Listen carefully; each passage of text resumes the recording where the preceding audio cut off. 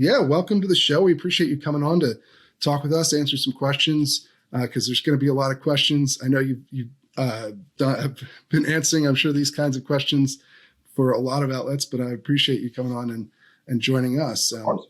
Can you just tell us a little bit about your background to start off with? Yeah, so as I said, Kai Kloepfer, I'm the founder and CEO here at Biofire. I've been working on the concept of a smart gun, basically a firearm that's always locked by default, unlocks automatically when you pick it up. You can use it just like any other handgun if you're the owner or somebody who's chosen to allow access. And then most importantly, locks as soon as you let go. I've been working on sort of engineering projects and concepts around that technology for actually about 11 years now. I started working on it as a high school student. I was a sophomore year of high school here in Colorado, right around the Aurora theater shooting, which started prompting me of thinking, how could I apply technology to guns and start working on this space? Quickly settled on this concept of a smart gun that wouldn't address mass shootings, but could have a lot of impact on children who get access to firearms in homes, teenage suicide, firearms that are being taken away from the owner by an assailant.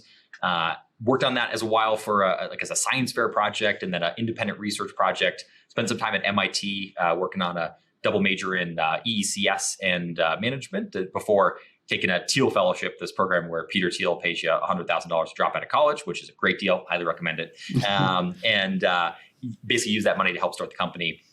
Dropped out in 2018, and we've been hard at work ever since to build the world's, as you said, first practical production smart gun.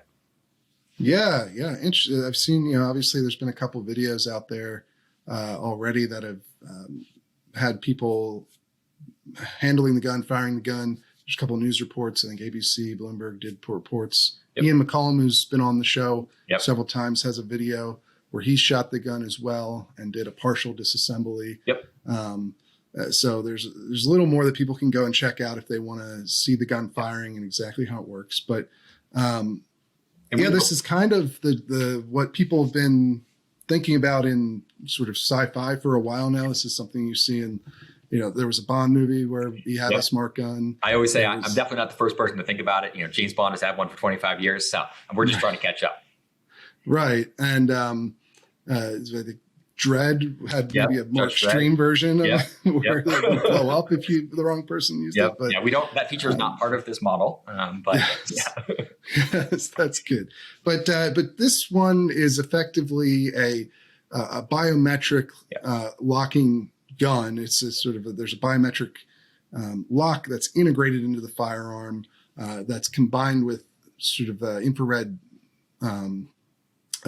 or you can describe it better than me, but a camera system that also reads your face, sort of like an iPhone would, to make sure that the person using the gun is the authorized user, right? Yeah, I've actually got one of our pre-production units here with me today. So I can sort of, if it's helpful, just talk through the basic concept of like how the firearm operates. Our YouTube viewers can actually see it as well. So that'd be great. Oh, perfect. Well, I'll try to hold it in front of my face the entire time.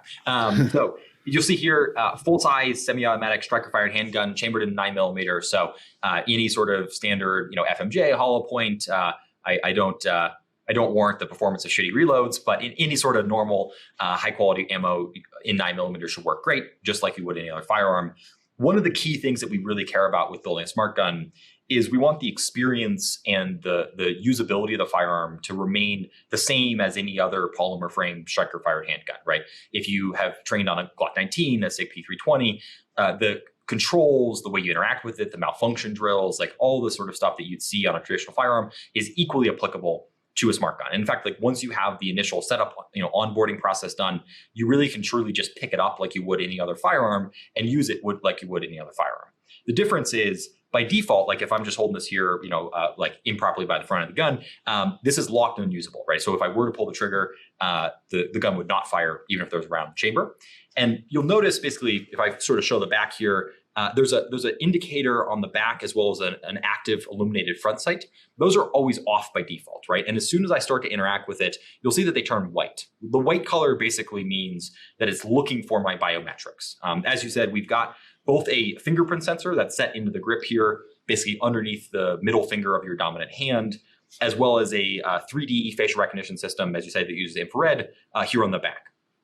The way that we have that set up is either the fingerprint or the facial recognition can be used to unlock the gun. And as soon as you pick it up, they both start running in parallel. Anytime you see that white light, trying to recognize your fingerprint in your face. And if it identifies the fingerprint or a face of either the owner or someone that the owner has logged in and chosen to enroll into the firearm, then the gun unlocks. And I'll show you what that looks like here.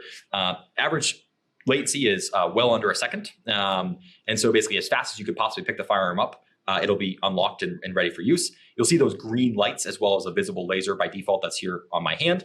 The green lights and the visible laser are indications that the firearm is armed, it's unlocked, it's ready to use. And while you're in that state, again, functions just like any other firearm.